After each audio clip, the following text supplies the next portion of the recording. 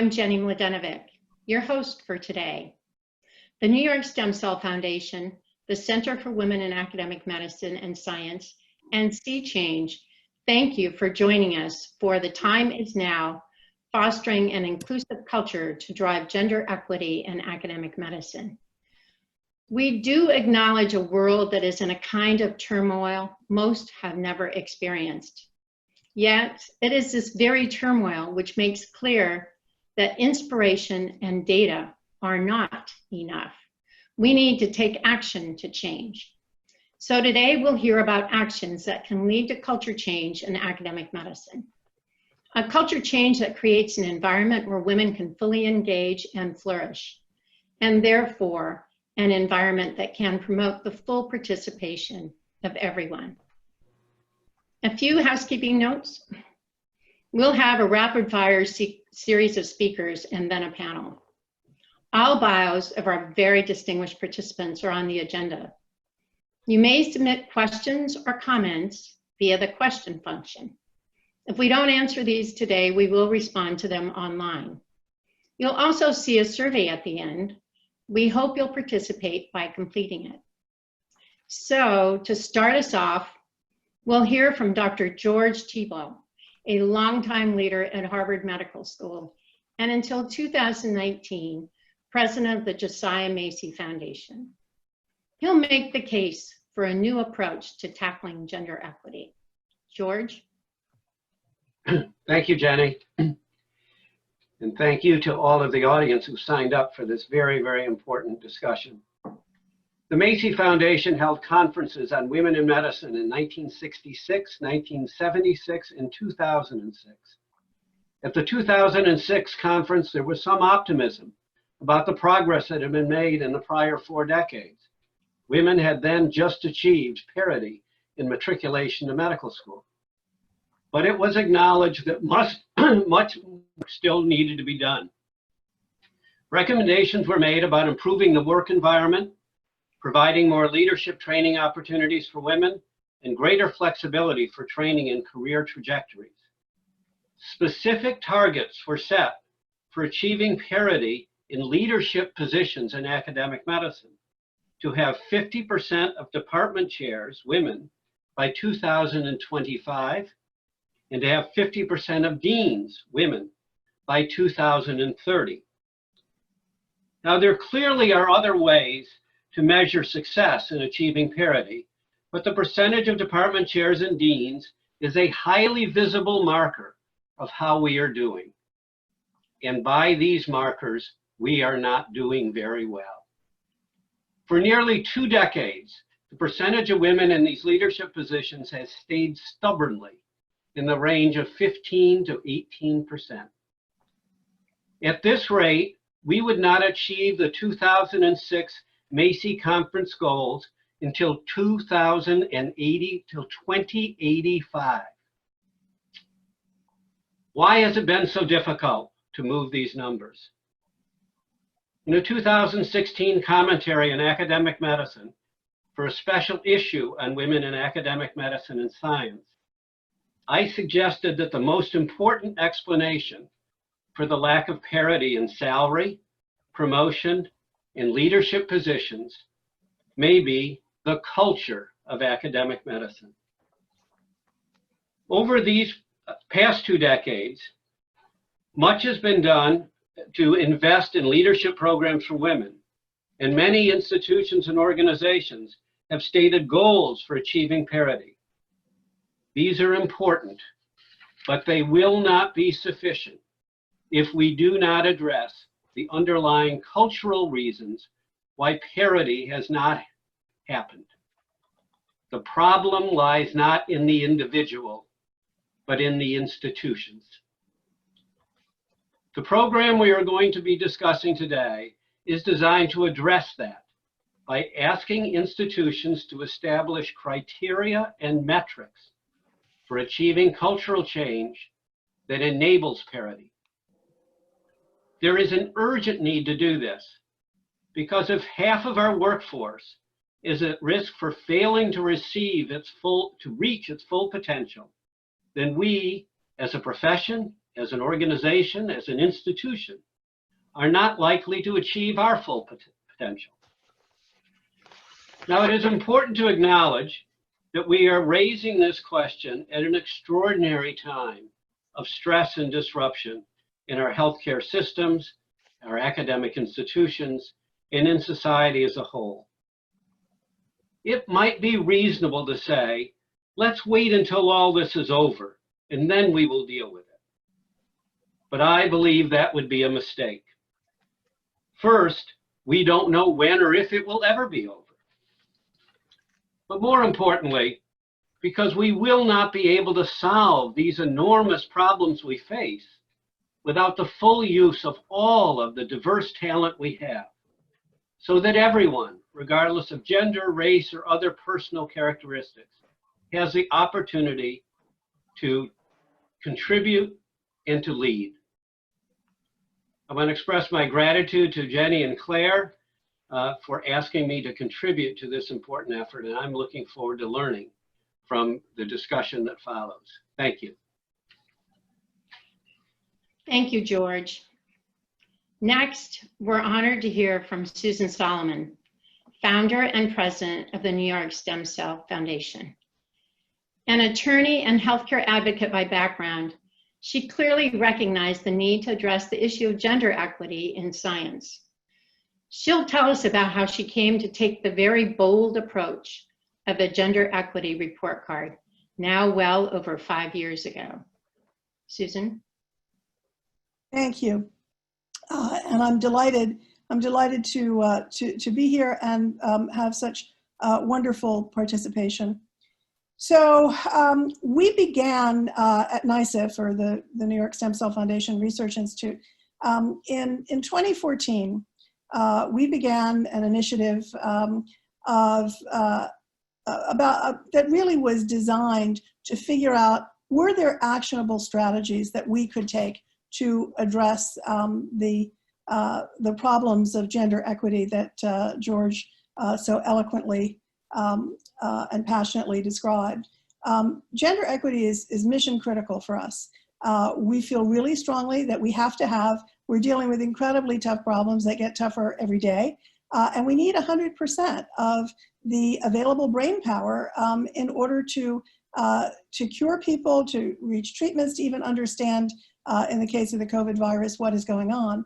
So when we launched the initiative, and Claire was part of our early class, it really was with the goal not to simply have another white paper that would sit in a drawer somewhere, but to figure out very practical things that could be done to try to move the needle on gender equity. So after a number of meetings, we came up with strategies that were designed both to be implementable without a great deal of burden, and also not, we didn't want them to cost a lot of money, because we didn't want to put barriers in the way of moving forward and have people say, oh, well, that's really terrific, but we can't afford it. So the strategies that we came up with were, one, direct financial support strategies that actually allowed us to urge people to give the same amount, or they could add to it, but allow family care spending. So, for example, if if someone was taking care of a new baby or elder care, but wanted to go to a meeting, or simply needed some additional care to be able to work, allow the grant money to cover that. It would be wonderful if people wanted to, if grantors would add funding, but if not, at least allow some flexibility within the grants. And then an extra hands award, because in many cases, not just with new mothers or parents of young children, but also elder care and people dealing with special needs situations. Their brain is still working. Your brain is working, but you just literally can't get to the lab. And so in that case, either, again, flexibility within the grant, ideally a year for someone to be your hands. And so those really were the two that touched on the financial aspects of it. But the others were really dealing with kind of the pervasive cultural issues. So recruiting a gender-balanced external review committee, really important. And then incorporating an implicit bias statement. We do that at every single committee, internal committee and external committee that we're involved with, which is at the beginning, anytime there is power or money, resources, we will literally read out loud an implicit bias statement. And, our view is that there's just a tremendous amount of unconscious bias. And so simply bringing this to the fore makes a big difference. And we found that it has. We focus on education as opposed to, carrying a big stick. And then we asked people to report on what was going on in their institutions, and that's for grants that we give, and we give a lot of grants as part of two fellowship programs that we run. And so we said, let's see if we could actually create an institutional report card for gender equality.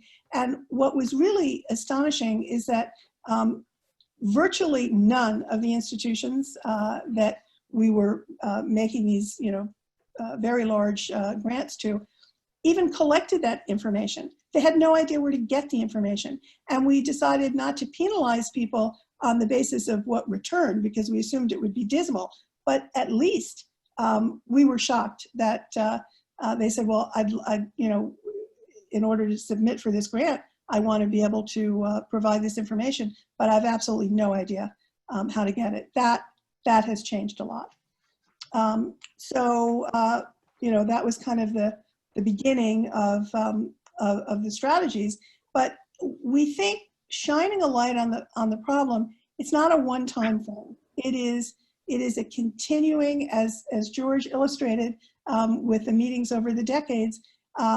If you don't continually focus on this problem, then it is impossible to deal with. We've got to encourage with a carrot institutions to combat this underrepresentation, and the recognition that an institutional commitment requires benchmarking.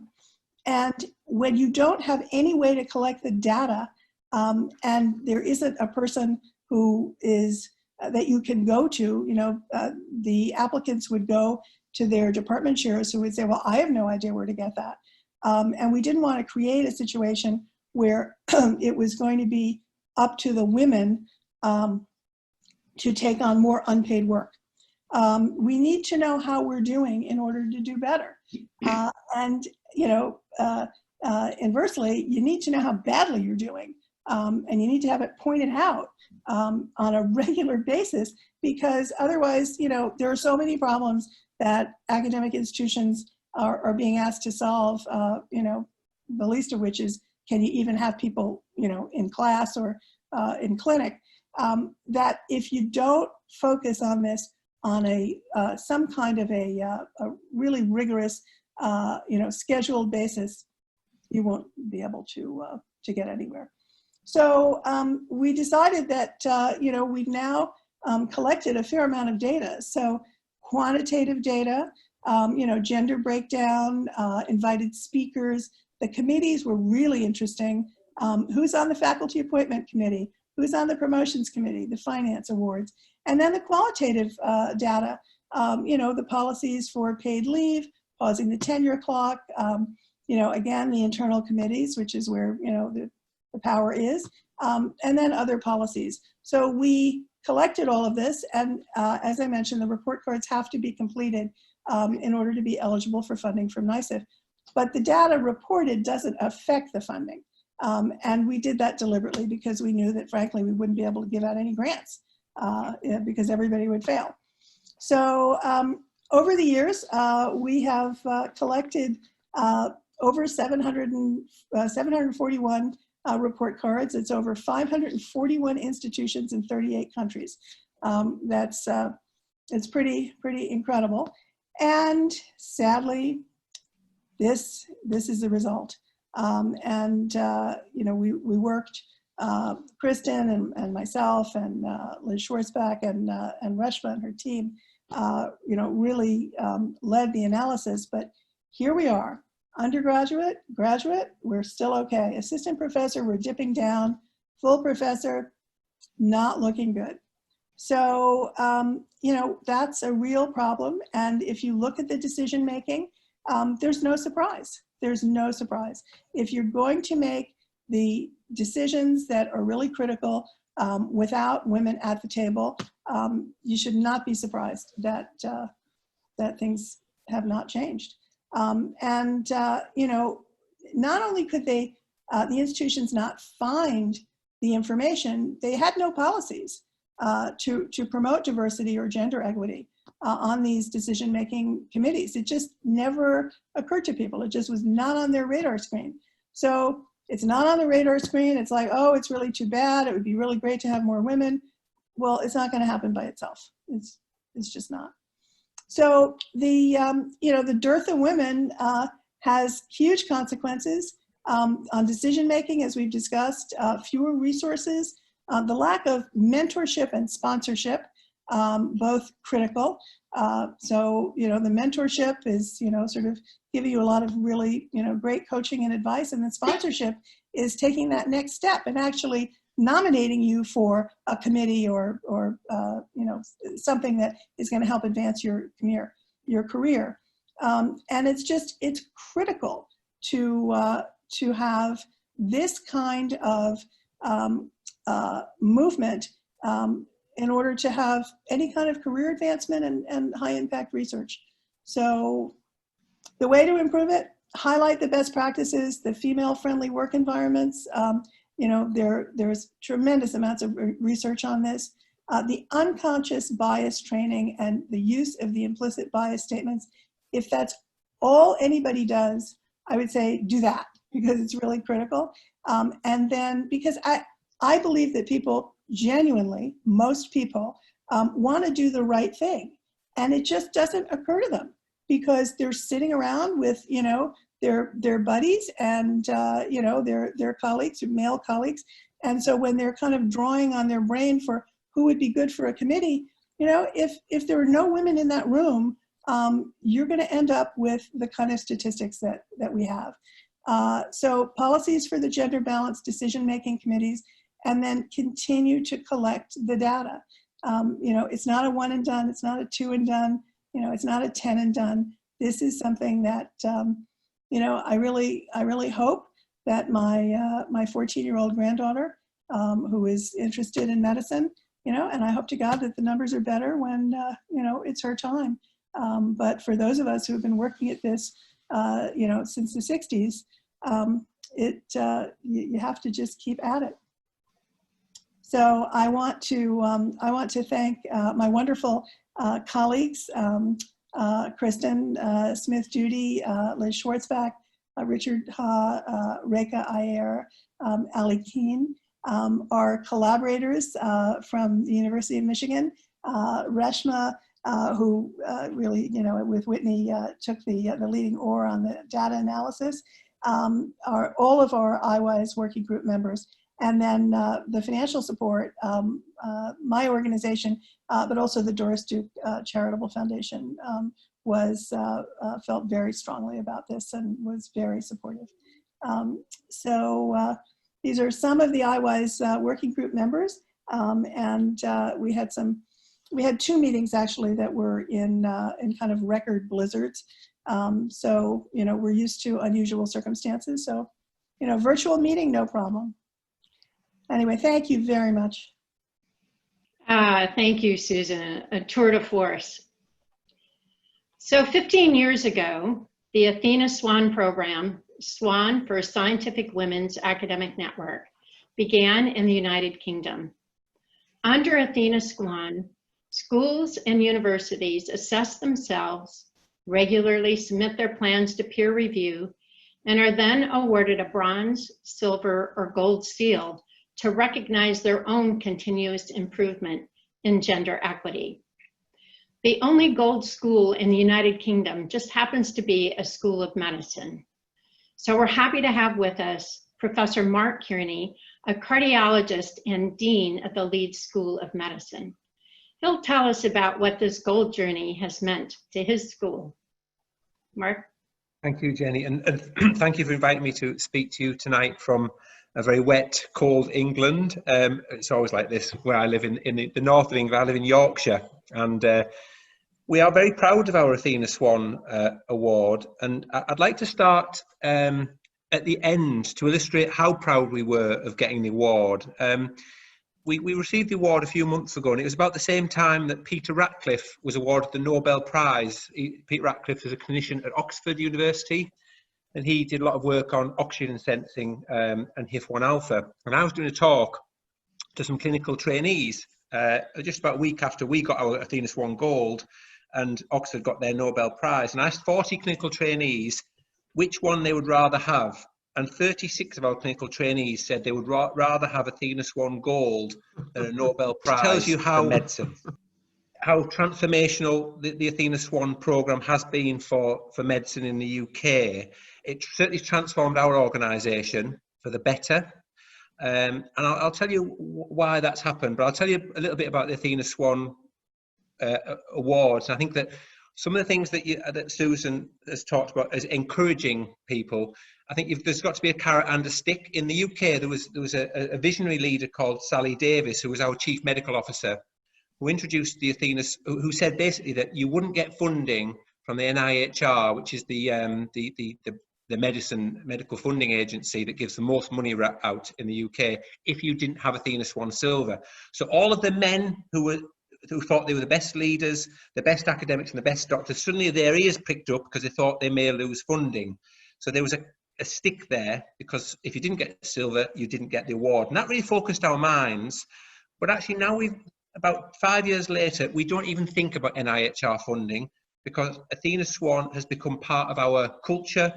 We think about this all the time. We think about gender balance in virtually every situation. So it's become part of our culture. And I think that George mentioned culture, and it has changed our culture. We still have lots of work to do. We do recognise intersectionality is really important, really important. But certainly if you can sort of embrace the philosophy of the Athena Swan, it will transform your organisation. So it gave our school a sense of purpose, a collective goal. Usually academics work in silos, but we all got behind it, and it became really important. When we heard the announcement of the Athena Swan Award, it was a real cause for celebration. We were so happy. So I think that why is it important? It's improved our culture, it's improved our grant income. So our grant income's improved by 25%. Female academics are now getting fellowships. We have equal numbers of basic science professors as men and women. Clinical academics are still behind, and we're trying to address this. But it certainly has changed the school for the better. I suppose the question is, so that's why should you embrace this culture? It transforms your organisation. I suppose the how.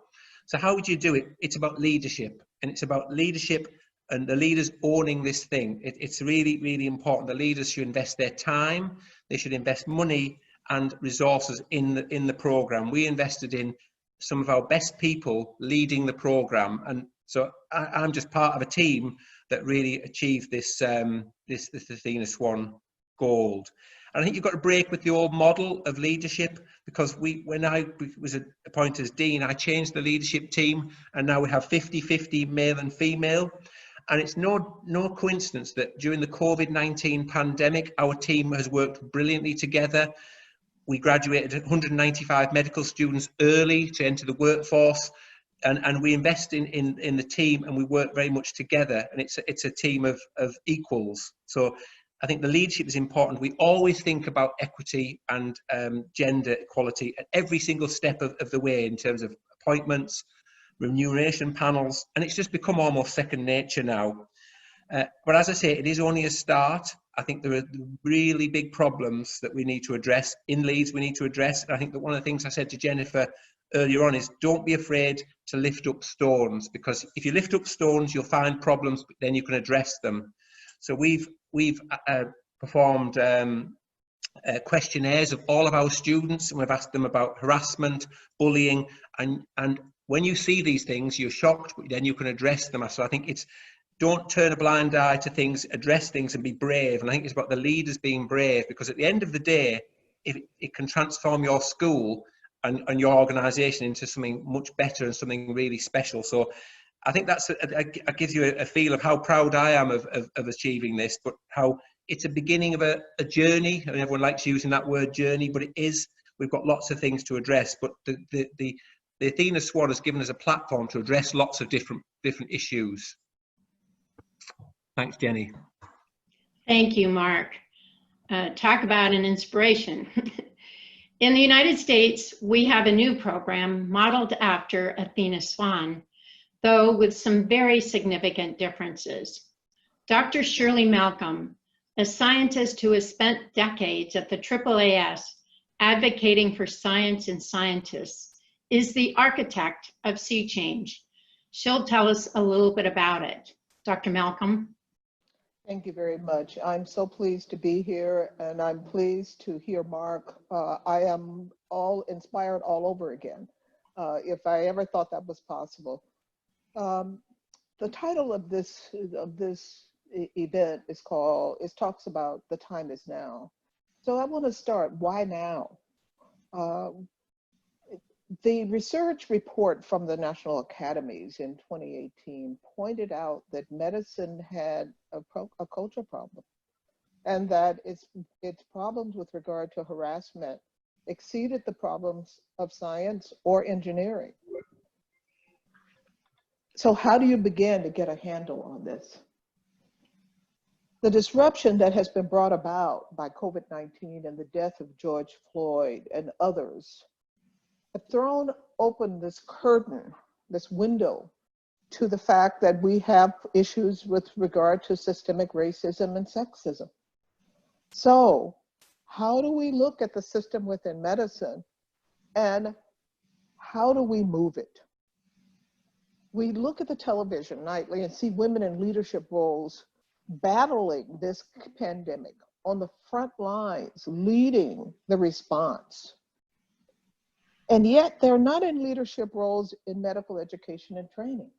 George made that really clear, that we have a long way to go. And this was underscored in the data that Susan provided. But disruption provides opportunity. Since everything is messed up, you can start all over again. You can review everything about the system that you're in. And you can do something that you didn't do and we probably should have done before. And that is work to change the system to accommodate the new reality and the new mix of participants, rather than asking the people to change in order to fit into the old system. That is why Sea Change. Sea Change stands for STEM Equity Achievement, and that is what we want to try to bring about. Yes, we are an adaptation of the Athena Swan program and the Race Equality Charters to support diversity, equity, and inclusion in STEM with 2 M's. But in our case, we did something a bit different, and that was we're dealing with the intersectionalities from the beginning. We know that we're only going to be able to address the issues of women of color, for example, by taking on both of these things. We've known for a long time that we need systemic change, but we just didn't have a structure or a scaffold to do it. And that's one of the things that we will be forever grateful to Athena Swan. They showed us the way. They had 15 years of history about how they made this happen. Women were the majority of medicals in medical schools right now in terms of the students. This is a big change. When I was a pre-med back in the Stone Age, this was not the case. And quite frankly, I abandoned the idea of going into medical education and went for a PhD instead, because I was told from the beginning that in all likelihood, since we only take about 10% women, 10% of the women for our class. And in 1970-71, that's exactly what's the case. It wasn't until then that there was more than 10% of any single medical school class that were women. And that's hard to believe, and yet that is the reality. But we still have challenges, and George and Susan outlined a lot of them. We still don't have the full professorships, the department chairs, the division chiefs, the institute directors. We still have pay equity gaps. We still have all of these problems, even though women are the majority of medical students. So these are issues that we have to address in a systematic and in a systemic way. Institutions were organized in support of the prevailing societal mores of whatever time that they were created, and they are not going to change unless we are intentional about the issues of changing them. So, why see change?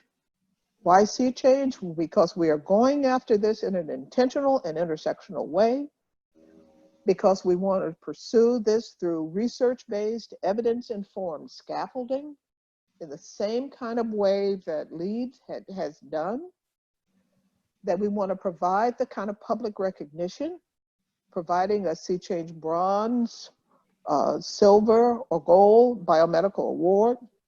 This is a rating, not a ranking. We want everybody to become gold. This is contextualized. It is not one size fits all. You have your problems. Those are the problems that have to be solved. And this is what the scaffolding will allow you to do. Go after your own problems. It is supportive of continuous improvement with public recognition for striving. And that is, I think, so important, to validate and recognize the work that is being done to try to get better.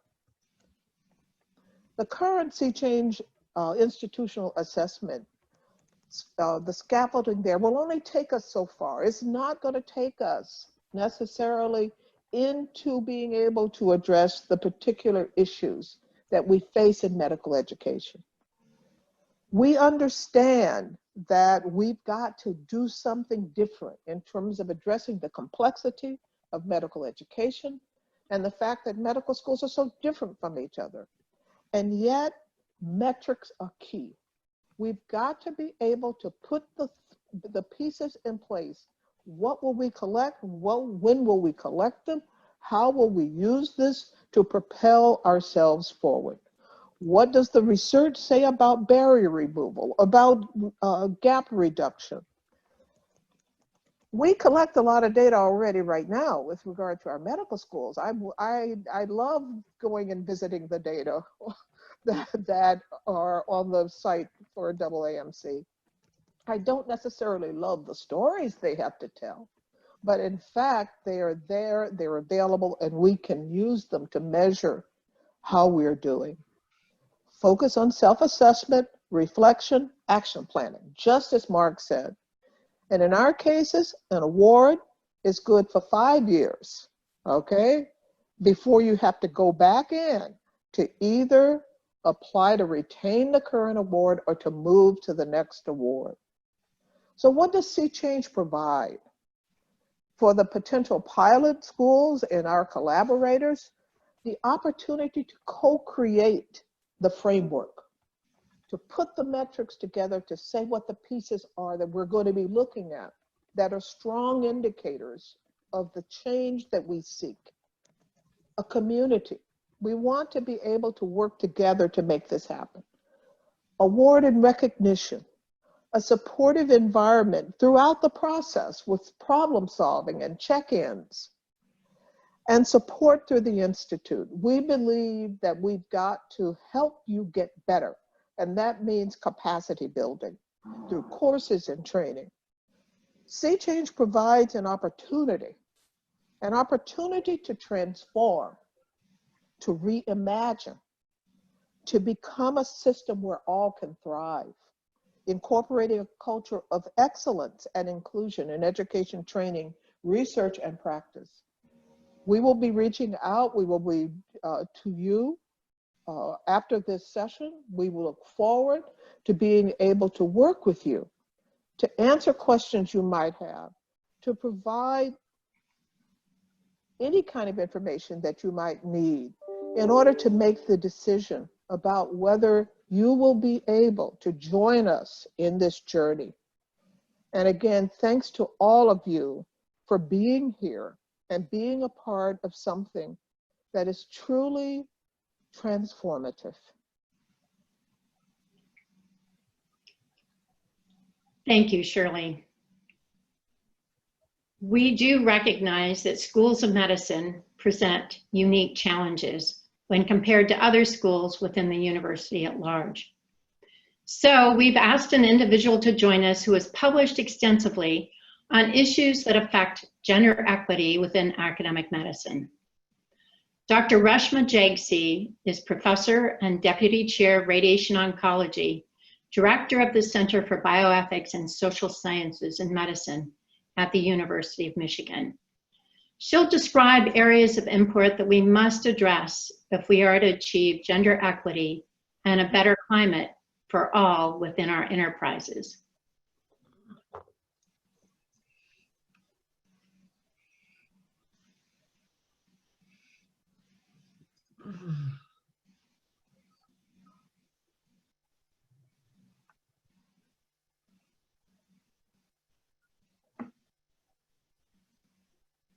Oh, Reshma, you're muted. Well, that would help, huh?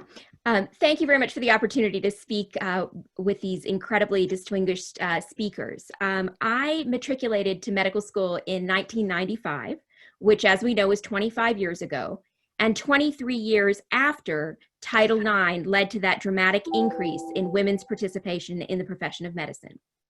The class at my institution, Harvard, was over 50% female at that time, and over 40% of medical school matriculants in 1995 were women. Many people at that time, myself included, thought that diversification of more senior faculty ranks and leadership was only a matter of time. However, experience and data have diverged from those expectations. As this figure shows, if the pace of diversification of medical school leadership continues at the same pace it has historically, the current class of medical students, who are over half female, will have retired by the time parity is reached.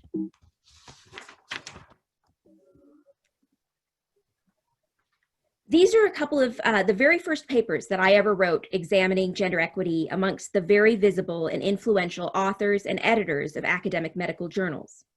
Observations that women constitute only a small minority of authors, invited editorialists, and editors of major journals continue to be reported even today. Since that time, the National Academies have published not one, but two separate reports compiling the overwhelming evidence regarding mechanisms that drive gender inequity and interventions that can target those mechanisms. In brief, we know from decades of social scientific research that gender inequity develops as a profound downstream consequence of persistent unconscious biases, sexual harassment, and the gender division of domestic labor in our society. We also know that there is a vicious cycle. Gender inequity itself creates an environment within which bias, harassment, and gendered expectations thrive. A lot of my own scholarly work has focused on how to measure these constructs. In this NIH R01 funded research study, we see just how commonly women in medicine experience bias and harassment. The study further shows how the gender division of domestic labor in our society can also be a powerful driver of gender differences in career outcomes in academic medicine and beyond. In this sample of Generation X recipients of prestigious and competitive NIH K-Series Career Development Awards, the women were spending considerably more time on parenting and domestic tasks than their male peers. And you can see in the lower right-hand corner there, one of my favorite questions that we asked a long time before COVID was even something that anyone could have imagined. What happens when your usual childcare arrangements fall through? And the answer was 43% of the women said, I take care of it myself, only 12% of the men. And of course, there are serious consequences that result. Given its longitudinal design, our study was able to illuminate the fact that gender differences in experiences with bias and gendered expectations of society appear to explain the very consistent gender differences in work-related burnout in the physician population that have been demonstrated in this and in many other studies. Specifically, we found that the differences in time pressures related to domestic demands and differences in perceptions of work climate explained the observed differences by gender in work-related burnout scores. Fully half of our talent pool is at risk, and we need to act. The national academies have disseminated the metaphor of an iceberg of sexual harassment. I would argue that what we really need to do is look at the water. We must focus on targeting all of the reasons that the iceberg forms in the first place. It turns out we actually do know how to target the underlying mechanisms that lead to harassment, bias, and ultimately the stubbornly persistent inequity in the field of medicine. Inequity that is problematic not only because it fails to accord sufficient respect to all human beings in a Kantian sense, but also because it compromises our ability to achieve our shared mission to advance human health through research, education, and clinical care, something that couldn't be more important than in the current crisis. Ultimately, institutions must innovate and continuously evaluate. Gender equity must be promoted through changes at the institutional level that embrace measurement of impact as part of their design. And these include, as you've heard from other speakers, mentorship and sponsorship programs, evidence-based implicit bias training, creative ways to promote work-life integration, cultural transformation towards civility and respect, because absolutely medicine is an outlier. Female medical students were 220% more likely to experience sexual harassment than students in non-STEM disciplines and more likely than students in other STEM disciplines. We need transparent and consistent criterion-based evaluation, promotion, and compensation processes. We know that metrics can drive change, as we've just heard. Visionary leaders at the New York Stem Cell Foundation have demonstrated clearly the way that funding organizations can encourage institutions to hold themselves accountable, and efforts from Athena Swan in the UK and Advance and Sea Change in the United States illuminate exactly how this can be accomplished. These efforts aren't a distraction, and they cannot wait. We have growing reason to pay attention to these issues since the outbreak of the pandemic. COVID has amplified many of the drivers of inequity. This study I recently led quantifies the early impact on female first authors of COVID-related research, and you can see that dramatic drop in their representation. And this shouldn't surprise anyone, because of course we know that there are growing challenges of integrating work and life demands, and also increased service demands in the workplace that disproportionately affect those on the clinician educator tracks who are more largely women. Ultimately, we need to have metrics and action that come both from top down and bottom up. There's rightly been a lot of attention on the need to change systems, but the transformation we need can neither be accomplished nor evaluated solely by those in leadership positions. Certain aspects of culture are best evaluated by studying the perspectives of all organizational members, including faculty, residents, students, and staff. And we need to come to consensus about what needs to be measured and how. We need to evaluate whether there's equitable access to resources and opportunities, and we need to evaluate whether there are policies, programs, and a culture that is conducive to the success of all. From the top down, institutions can evaluate and provide data on actual resources received by women versus men, and women's representation amongst recipients of awards, those promoted, and those represented in key positions of leadership, including committees. Institutions need to be accountable for evaluating those sorts of objective measures of equity, and they should also regularly evaluate the programs and policies they have implemented. In order to gain the full picture, institutional leaders must also facilitate the gathering of perspectives of their organizational members regarding the climate of the institution as perceived from the bottom up by faculty, trainees, and staff. This is a situation where we need to apply the classic framework of healthcare quality improvement: plan, do, study, act. Measurement is a key step in this process. I want to thank again Dr. Mladenovic, for inviting me to speak here, because ultimately our goal must be to create a well-integrated, structurally egalitarian workplace in which women and men equally share in the power and authority of the field. Metrics-driven initiatives are essential to this end, and so it is with incredible pleasure and honor that I join this group. And with the leaders that CWAMS has assembled here today, I have absolutely no doubt that the goal is attainable, and I look forward to working with you all to realize the change that we need. Thank you. Thank you, Reshma.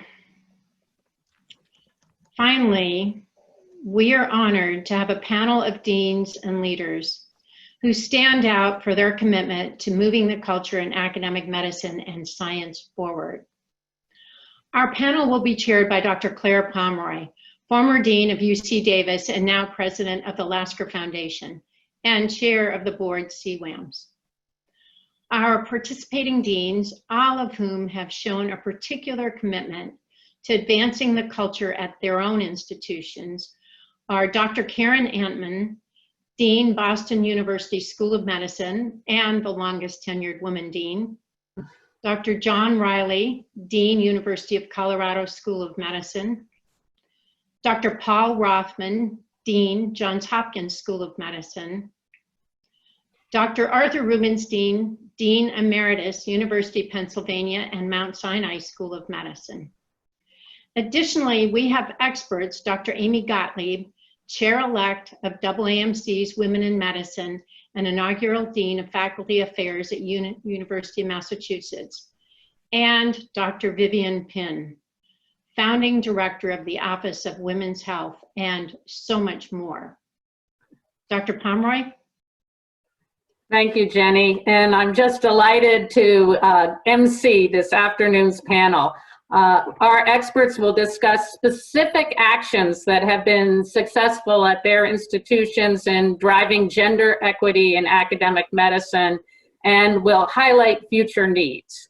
So let's start with our deans. Would each of you please share one or two interventions that have successfully advanced gender equity at your institution, and then comment briefly on what you see as the biggest remaining challenges. Paul, let's start with your work at Hopkins.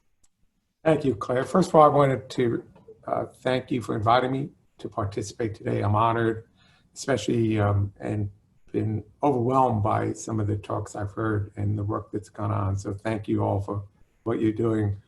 I've been asked to be brief, so I'm just going to talk about two concrete things we've done here at Hopkins one to tackle salary equity and the other one to tackle leadership and the development of all women leaders. The first one was gender equity. So we were one of the leaders to measure salary across gender. We've been doing it for over 15 years. We measured it, but I think what we just heard from Reshma is you can measure it if you don't act on it. It may not help. So we measured consistently a difference in base comp between women and men. And it's, as I'm sure my other fellow deans would know, salary is a complex issue. Many things go on into it, but about 3 years ago, I just said we got to tackle base comp because I thought that we could do that. What we did was at that time, we had a 3% difference between men and women in base salary. What I did was I said for every department chair over the year, you must undertake a labor-intensive initiative to look at every single person's salary and look at a peer that does the same exact work and just make sure that there's gender equity in the base comp. And at the end of the year, you're going to have to write me a letter and attest that you've done that and that you find no gender disparity in base comp. At the end of the year, they all did it, and our difference went from 3% to 0.3% in 1 year, just by looking at it and just holding department directors responsible for that. So that was one thing we did. The other thing we did, and we talked about it, just mentoring and development of female leaders. Again, we began that pathway way before me. 2007, we initiated an Office of Women in Science and Medicine. Barbara Freivish has run it since then. And we did a couple of things, one of which is set up 3 different types of leadership programs. One at very new female faculty to just help them, mentor them very early on the promotion process.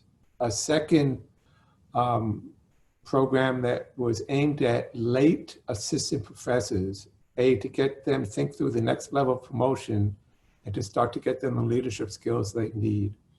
And finally, a couple of years ago, I know there's some national programs that develop senior executives, but we thought we needed more than 1 or 2 people a year. So Barbara developed our own program in which we now have 14 women a year who have a 12-month program in executive leadership. They get personal coaches. We have national leaders come in for a stable curriculum. In total, since 2007, 650 women have participated in these programs. We went just in the past 6 years from having 10% of our department chairs women to now 22% in a short period of time. I think that slope would not be a little bit better than I hope it's not 2088, because I have a daughter in med school and I anticipate she'll be a department chair probably before I was. We still have issues to do, but we're tackling them the best we can. The biggest issue, so you asked me for one thing that bothers me, I think COVID, Reshma, is going to have a huge impact on women faculty. We are just, I was on 4 calls in the past 5 days to think about things we're going to do to help junior faculty, but really women, as 54% of our assistant professors are women. And I think it's a huge issue, and we're going to have to put some resources to it and think carefully about, because as I said, COVID's not going away soon, and it's going to disproportionately affect our women faculty. So thank you, Claire, for having me. Thank you, Paul, for your leadership. And it is amazing what happens when you measure and hold people accountable, isn't it? So we will return to that COVID question as well. But now let's ask Karen Antman to tell us about her programs at Boston University. Karen. And you need to demute, Karen. Yes, thank you for inviting me to be on this panel. It's certainly a topic I've watched over the decades since I was one of those people who went to medical school when they were only taking 10%. The good news was that by the time I graduated, the incoming class was 30% women. I think the most important thing that we have done at Boston University, and I have a great partner in Kate Walsh, who's the president of Boston Medical Center, so you see 2 women, is pick diverse chairs. We have 6 women chairs, which is more than 25% at this point. We also have 2 African-American chairs, 2 Hispanic chairs, so that we're up to almost 40 or 50% non-white males. The chair's metrics for their annual review include not only the number of women and minorities in their department, and they need to be more than the national average, because basically the patient population we serve is very diverse as well. So we want the faculty to be, and the medical students and trainees as well. But their pay depends actually on getting those people promoted. So it's not only do you have the right fractions of women and minorities in your department, but are they getting promoted at the same rate as your other faculty? We discovered that one of the real problems with getting the salaries to be equitable, and we check them every year, and the chairs have to justify it. If you think about it, there's instructors, assistant professors, associate professors, and full professors. And the chairs are allowed to have two of those categories where men make more than women, and 2 of those categories where women make more than men, but they can't have 3 out of 4 where men make more than women. And if they have 4 out of 4, they really have to explain it. And they usually can't.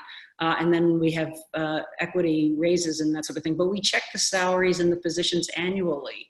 And the big problem we discovered was that the people who were getting the administrative positions, and therefore they would get a larger raise were the ones who had a leadership role, but the women weren't getting the junior leadership roles. So then we had the discussion about posting the most junior leadership roles within the departments now get posted, and anybody can apply for them, and women and minorities do, and they get them, and then they get the leadership experience that they need to get to the next level.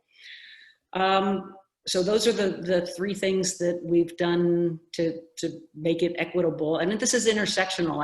I've heard that word multiple times. You can't have a level playing field just for women. It has to be for LGBTQ. It has to be for African Americans, Latinx, and women as well. It has to be a level playing field for everybody.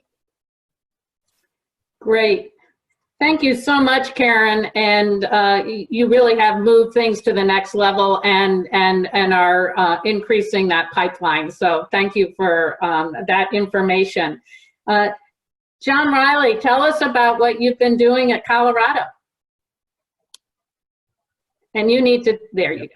Thank you.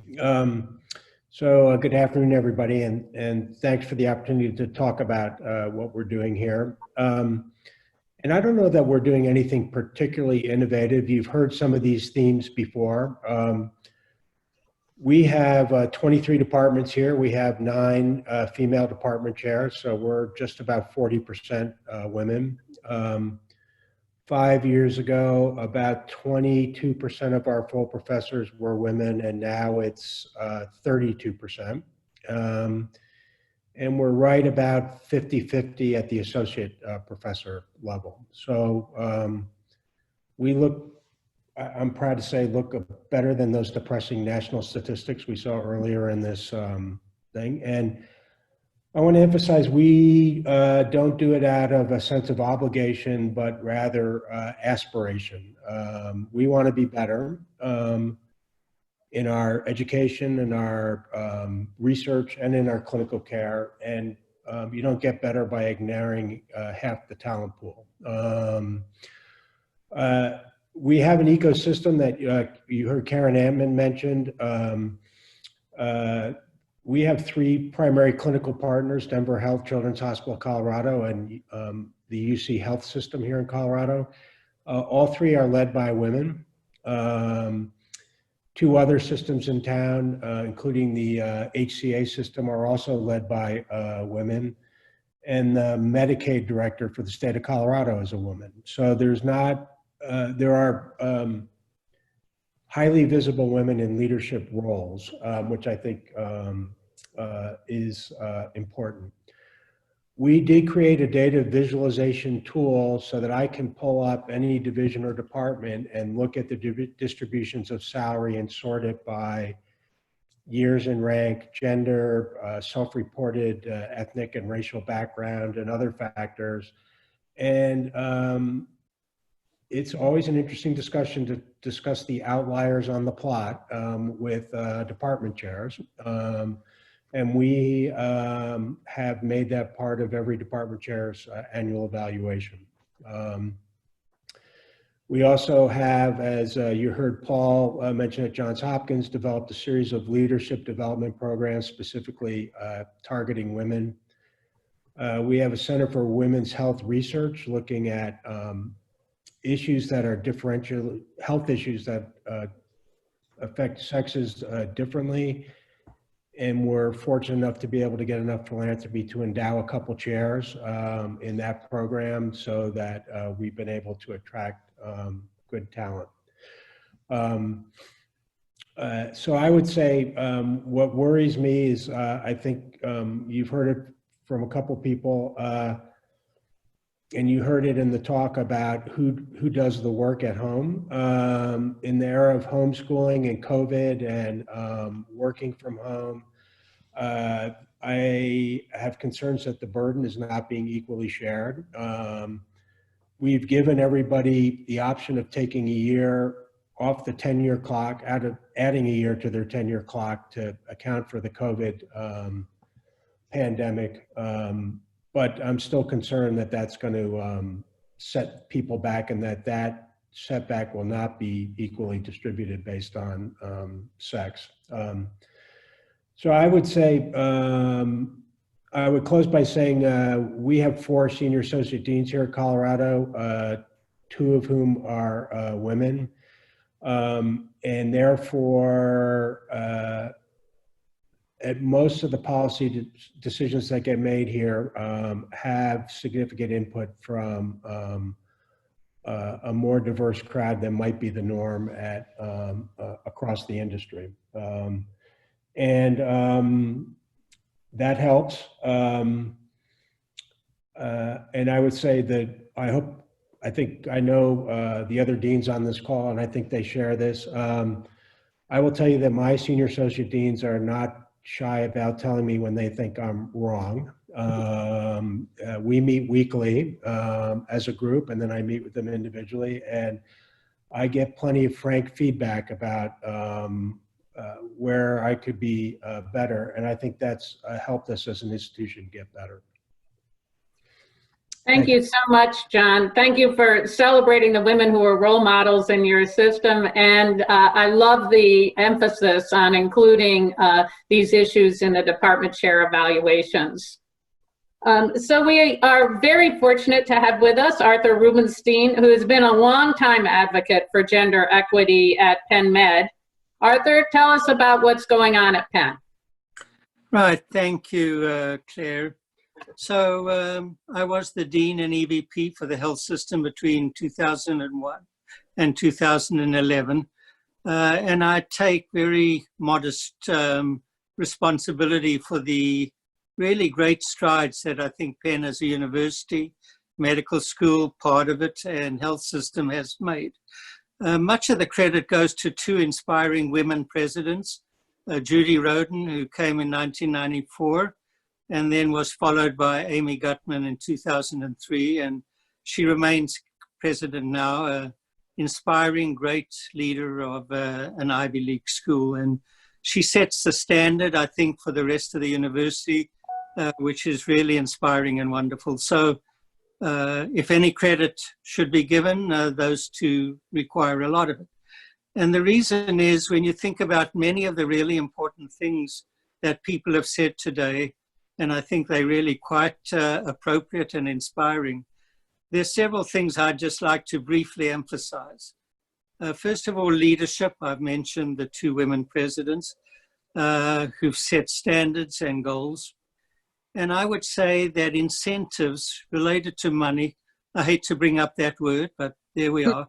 Incentive programs for leaders in institutions are really important in terms of holding people accountable for doing what's right. Now, in the New York Times today, just by chance, there's a really interesting article by Peter Evis about American corporations. And he pointed out that 78 out of 3,000 odd, the CEOs had diversity as one of their goals that was rewarded by incentives. So you can see it hasn't permeated in American business much. And we have instituted it in Penn by the presidents, and deans, EVPs, and so on are all held accountable. And there are true financial incentives based on success. The second thing I'd mention is culture. Several people have talked about it too. A women's faculty group in the medical school, and they are very outspoken, effective, and important. And they've been there a long time, and they pay a lot of attention to many of the factors that have been talked about today. And then the last thing, which Athena Swan does so well, is to collect data. You really can't do any of this without data, and that's why that's so important. Let me give you just a snapshot very briefly of what's happened at Penn, because you might say, well, he talks a good game, but what's the data? So there have been 2 women presidents. At the moment, of the senior vice presidents and vice presidents at Penn, 8 out of 15 are women, so more than 50%. Of the deans, there are 12. 6 are either women or African Americans, and the provost is an African American man. In the medical school, the 3 major hospitals, just like in Colorado, are headed by women presidents, CEOs, and I would venture to say they've done a really outstanding job. And 8 of the 28 chairs are women. And I think that should be increased, and people are working hard to do that. So we always have new goals. So I would say, listening to many people on the call today, I think a commitment by institutions has begun to pay off, and I think will move the AAMC numbers, although I guess there are 145 medical schools, so you need to really permeate the system to make a big difference. And many people here have talked about leadership programs and how one might go about that, and I certainly endorse them strongly. So I thank you, Claire, and other colleagues on the call. This is an issue close to my heart and something I think is critically important for the success of medical schools and health systems in this country. And as many people have said, COVID makes it all the more important. Thank you. Thank you, Arthur, and thank you for bringing up money, because we do need to make an investment in these programs, and we need to understand that it is in fact an investment that will have a good return. So thank you very much. I would now like to ask Amy Gottlieb, who you heard is the chair-elect of the AAMC's Women in Medicine group, but also has a new book coming out shortly on salary equity. And so I would like to ask you, Amy, to maybe summarize the top take-home messages from your book, if you give us a preview, because it's not out quite yet. Thank you so much, Claire, and thank you for the opportunity to speak with you all today.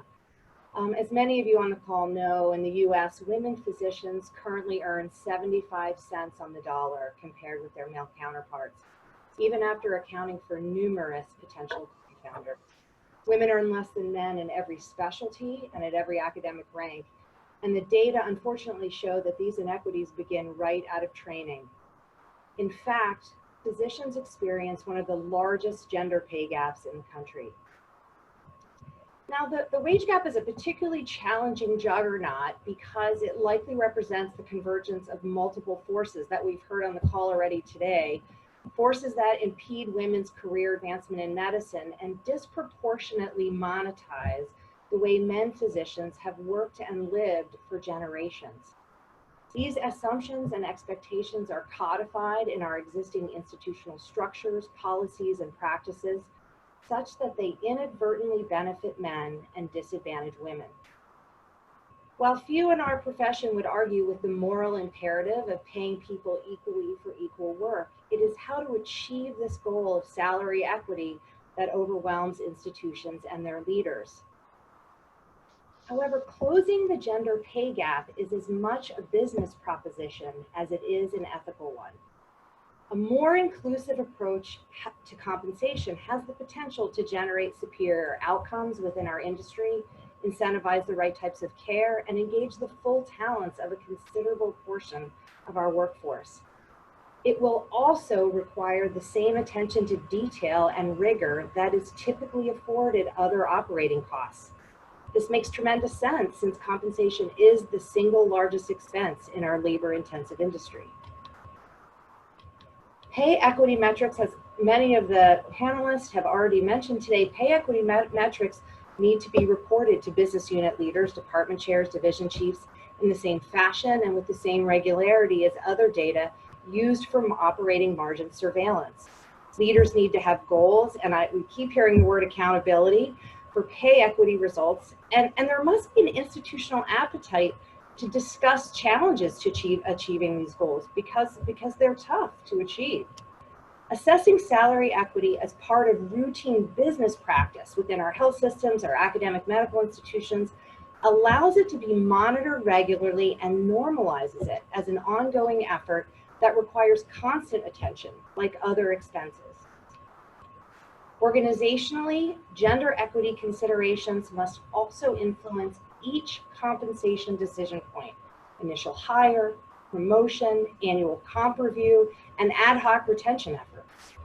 Institutions must identify and apply robust benchmarking data consistently as part of standardized frameworks for making compensation decisions based on individual experience, performance, and responsibilities, all the while recognizing at every decision point how implicit bias might be affecting each of these three elements.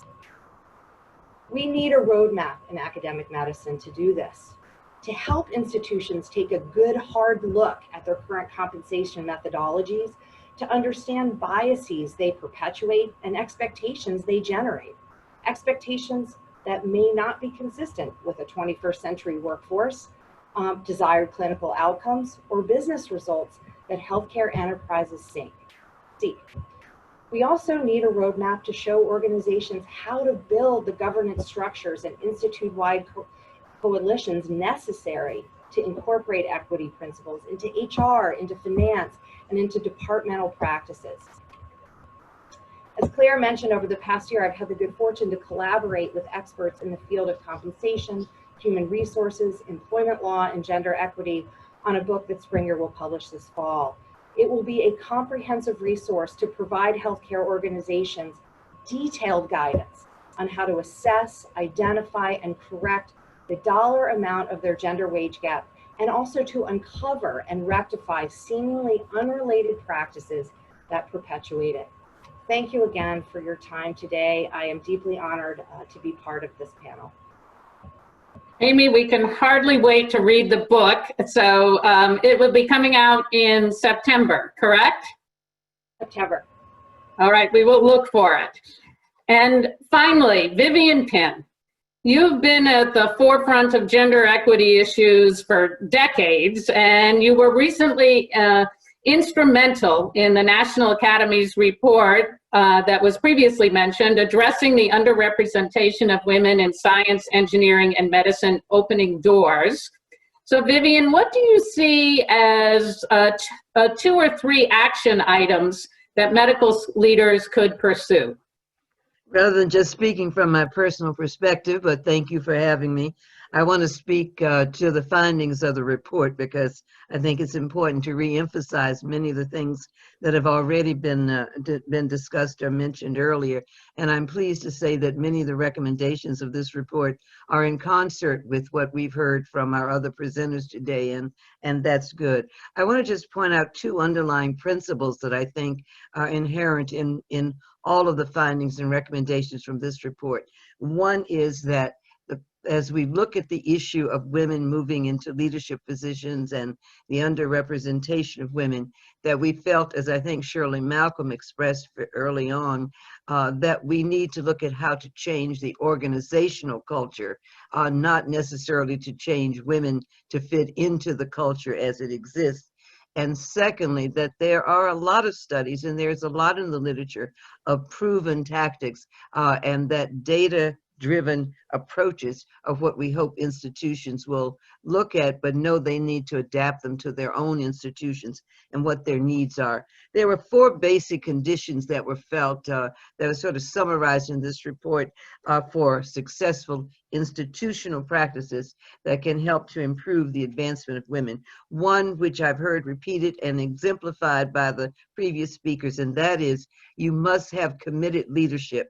And yes, we need leadership from the bottom up, if you will, but it's extremely important to have leadership from the top down. You need leaders who can implement what needs to be done, who are in positions of authority to give the message to those below them that this is important and action should be taken, and that these are important concepts and actions to take on, and to make sure that these new, whatever is put into place, is monitored. Secondly, which has already been discussed, and that is that there needs to be dedicated financial and human resources. And one of the issues has been there may be someone at an institution has a great idea, wants to improve the plight of gender equity, and then that person moves on or someone else takes over. The resources of the individuals who were committed are no longer active.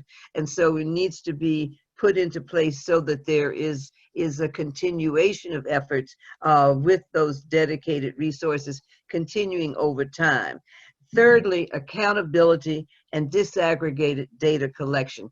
if it's important to the person or those at the top, it will be important all the way down, and there needs to be accountability. And one of the best ways to deal with accountability is disaggregated data. If you have data, you can know where you are. You can then evaluate what progress you've made. And one of the statements in this report is that if done transparently with data collection, it not only can increase accountability, it can in turn serve as a driver of positive change. If you don't know where you were, you don't know what you've accomplished, and it's difficult to know where you need to go. And fourthly, adoption of intersectional approaches. And I'm pleased to have heard some of the previous speakers refer to that intersectionality. And by intersectionality, of course, we are referring to those cumulative forms of bias that many of us who are in more than one different group are not majority group, and as one of many years of experience of being in that position, I find that intersectionality concept extremely important. There were many other things like making sure that bias is addressed and other issues, but I think for the sake of time, I'll stop with those four, which we felt were some of the major conditions that academic institutions can adapt to bring about change in gender equity. What a great summary. Thank you so much, Vivian. We now have an opportunity for the webinar participants to ask questions, and you can submit your queries through the Q&A section on the webinar. But while we're waiting for those questions to come in, I would like to again start with the deans and ask them about the fact that medical schools are different than other schools in the university in that you have major interactions with hospitals and other health professional schools. So can you tell us how you incorporate those entities into your gender equity initiatives? And maybe we can start with you, John, this time. Sure, thank you. Well, you are correct. We have the luxury of being on a campus that has 3 hospitals and 4 other health sciences schools. So there is a lot of interaction. We, like many medical schools, have an interprofessional education component to our curriculum. So nursing students, dental students, pharmacy students, PA students, and MD students share some common curriculum. So there's interaction in that format. With the hospitals, this is not gender unique, but it's, I think, differentially experienced by gender. I would say 10 years ago, we at Colorado had a problem where medical students were reporting a high degree of mistreatment on their graduating questionnaire. So my predecessor, Dick Krugman, put together an Office of Professionalism that served as a confidential place for people to report unprofessional activity. And if you go by the graduating student questionnaire over the last 5 years, that has had a major positive impact. Although if I were honest, I would say we went from being awful to being sort of mediocre in that regard now. But we continue to improve. We've tried to pivot in the last 2 years and turn that office into one that not only deals with bad behavior, but also tries to promulgate best practices and good behavior.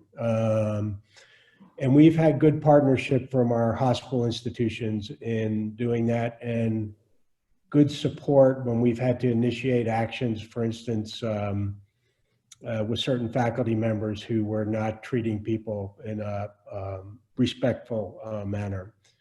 We've also done the things that other people have done, upstander training, so teaching people how to intervene when patients interact poorly with our medical students or residents, express racial or gender biases in the doctor-patient interaction. But it continues to be, it's a challenging environment. One of the privileges of medicine is we take care of everybody. And we're one of the few professions left in an increasingly fragmented society who sees everybody from all walks of life and all political beliefs. So it makes for a challenging environment sometimes for students who don't look exactly like patients expect them to look. So we've been working hard on that over the last 2 years. Thank you. And I'm going to direct the next question, which is a question from one of our participants, first to Karen Antman. How do we reduce or avoid the gender or URM tax? You know, that undue burden on the limited number of women faculty when you're trying to make sure there's representation on committees and even filling out reports on gender equity. So how have you addressed that? Oh, Karen, can you demute? If you have sufficient numbers of women, there shouldn't be a tax because it will be equally distributed. So the key is to get a critical mass of all of these groups on board so that the work is distributed appropriately. That goes for African Americans and Latinx students as well as students and faculty. The other thing is there's no reason why you need an MD degree to have to do all the paperwork. You get administrators to do that. Doctors are supposed to be practicing at the top of their license, like all of the other practitioners, and that's not what they're supposed to be doing. So let the people crunch the numbers who were taught to crunch numbers, and so no doc should be doing that. Thank you. And data. You don't have to analyze it. It's always fun to present it. Yeah. Thank you so much. Amy, the next question is for you. Can you, as chair-elect of AAMC's Women in Medicine, can you tell us one or two of your top goals for that group and the impact that you see them capable of making? And you have to demute. Yeah, there you go. Yeah, so thank you for that question, Claire. I am particularly interested in this concept of occupational gender segregation, which many of the folks on the call may already be very familiar with. For those of you who are not familiar with the term, it's when there's a loss of prestige or a decline in earnings that occur after a large number of women enter a field or an occupation. And it seems that in medicine, we may be experiencing this type of situation, specifically as women physicians have become overrepresented in certain specialties like peds and OBGYN. Their relative earnings have been observed to decline. This has a lot of implications. Number one, all the pay equity research that's been controlling for specialties is underestimating gender bias. And the benchmarking that we, and myself included, always look to help with equity actually may be perpetuating pay disparities because we often benchmark by specialty. So I really think that this a phenomenon offers an opportunity for the Group on Women in Medicine and Science to partner with our medical education colleagues around the country to address this kind of conflation of gender and status early on in the undergraduate medical education community through kind of rethinking, advising, and role modeling and MSPE content and professional cultures that are leading to this occupational gender segregation. Thank you. We look forward to your impact in that role. Vivian, one of the outcomes of gender inequity has been that women were often not included in clinical trials, and women's research, which you were very involved with for many years, maybe took second place. So can you talk a little bit about the impact of gender inequities on research about women's health? And if you can demute, Vivian. Thank you, and I was pleased to hear Dr. Reilly speak about the women's health research at Colorado. Yes, there was a lot of opposition when this first became an issue back in 1990, 1991, with many feeling that women were included in some studies, that we didn't really need to have a whole special effort to address that. Unfortunately, I think we've changed. I don't know that all the answers have been found, but certainly some of the outcomes from some studies have shown, and I think especially in the area of heart disease, which is one of the areas that first drove this whole attention to research on looking at sex and gender differences, have shown that there are differences between males and females, and that sex and gender issues are important variables in looking at outcomes. We've dealt with all the issues from why is it important to include women, to seeing that we are learning more about the importance of sex and gender, I think our major challenge to begin with was that there were many who felt this was just being politically correct, and we had to really work strongly to show that no, we were only dealing with science-driven initiatives. You didn't just put women in studies just to say there were women, but you put women in studies so that you could determine if there were differences based upon the sex or gender implications of a disease, or in making a diagnosis or responses to therapy.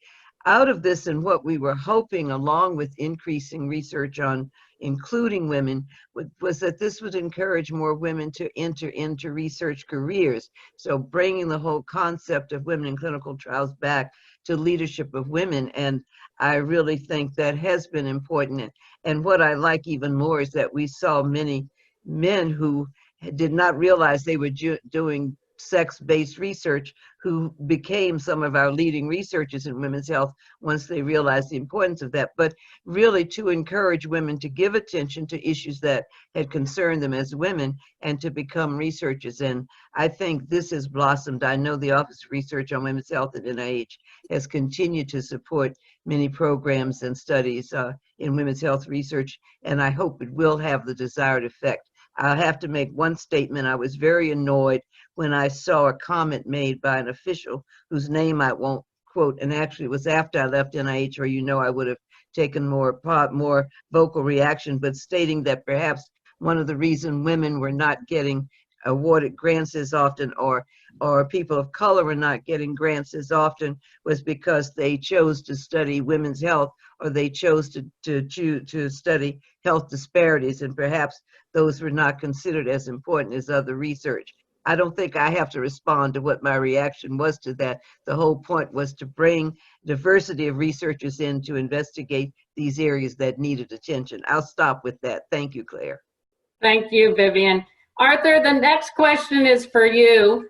I am a new Associate Dean for Faculty Development. What are your top 2 pieces of advice to help me advance women in medicine at my school? And this comes from a new male Associate Dean. Oh, goodness. I think we talked about culture and leadership. So if the Associate Dean is working with a dean and colleagues, other Associate Deans that believe this is important and promulgate these cultural norms, then I think they will fit in very well. The challenge comes when they sometimes find that the culture ascribes to it but doesn't really perform in that kind of way. And of course that's very challenging because they have a boss who's the dean, either a woman or a man, but they need that person to support these really important framework of how an institution works. So I would say, one needs to firmly adhere to one's principles and ethics and try, if it isn't working, to influence the colleagues to really do better, utilizing many of the things that were outlined today. Now, that's a big burden to put on sometimes a younger person, and one can only hope that people will respond appropriately to do what's right. So, I think the report that Vivian talked about points out some of the real challenges that people have in institutions to really try to do what we're all talking about today.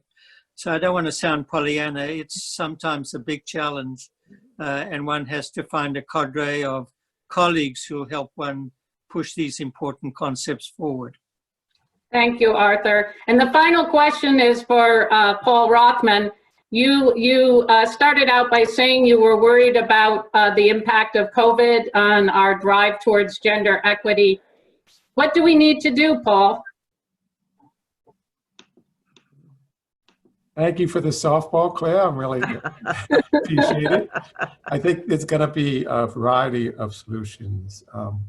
I tell you, one of which is to allow more flexible hours. I mean, we're going to be living in a 7-day-a-week workout. The Monday to Friday doesn't live when you're home every day. And so thinking about some more flexibility at work. An easy one, one health system said that if your kids run into your Zoom, it's unprofessional. We took the opposite tack. We said, that's fine with us. If your kid wants to sit on your lap, you know, so be it. And just giving a little flexibility, but we're thinking more about doing things like matchmaking, people to help with children via Zoom, so online tutoring. So we have a workforce around here that is not at their full capacity. Senior faculty, emeriti faculty, can they help tutor some kids while the parents have to do Zooms someplace else? A lot of different things we're trying to work through, but we haven't solved it yet, Claire. It is my #1 priority for the next month, because for us, I'm not sure, even if school starts, it's not going to be fully in person, and I'm pretty convinced it'll shut down sometime this fall. So we need things in place to help all junior, especially junior faculty, especially women faculty who have more of the childcare. So that's right on our center right now. Great. Well, we will feature you at a future webinar to tell us what you ended up doing. And with that, let me thank all of the panelists for a great discussion and hand it back to Dr. Mladenovic to close out our webinar.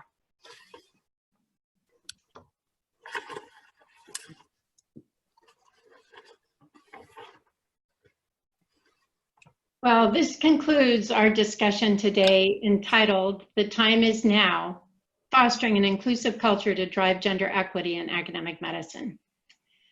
I sincerely must thank Kristen Smith-Duty of the New York Stem Cell Foundation, Courtney Nandajiri of CWAMS, and Dr. Darla Thompson of C-Change for their superb organizational skills, without which none of this would have happened, and Allie Keene for her reassuring technical support. And of course, our participating speakers and panelists. We very much appreciate the generosity of your time and wisdom in advancing this critical agenda. We hope all the participants and registrants will complete the attached survey and stay tuned for next steps. Thank you and good afternoon.